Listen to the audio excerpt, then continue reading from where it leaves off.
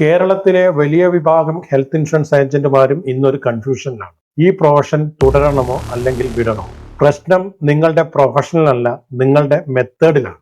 ഞാൻ ഇനി ഈ ഇൻഷുറൻസ് മേഖലയിൽ തുടരണമോ അതോ ക്വിറ്റ് ചെയ്യണോ?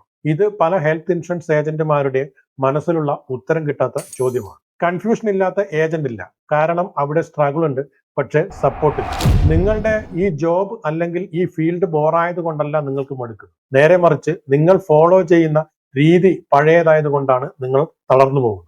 നിങ്ങൾക്ക് ഒരു ഡിജിറ്റൽ സിസ്റ്റം ഉണ്ടെങ്കിൽ നിങ്ങൾക്ക് ലീഡ്സ് വരും, ക്ലയൻസ് തന്നെ നിങ്ങളെ ഫൈൻഡ് ചെയ്യും.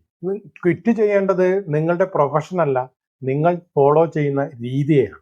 ഒരു ഹെൽത്ത് ഇൻഷുറൻസ് ഏജന്റ് എന്ന നിലയിൽ നിങ്ങളുടെ ഒരുപാട് വർഷത്തെ എക്സ്പീരിയൻസ് വേസ്റ്റ് ആക്കി കളയരുത്. ഇവയെ നമുക്ക് ഡിജിറ്റൽ ടൂൾസ് ഉപയോഗിച്ച് മൾട്ടിപ്പിൾ ചെയ്യാം. നിങ്ങൾ ഒരിക്കലും ഗിവ് അപ്പ് ചെയ്യരുത് അല്ലെങ്കിൽ ഉപേക്ഷിക്കരുത്.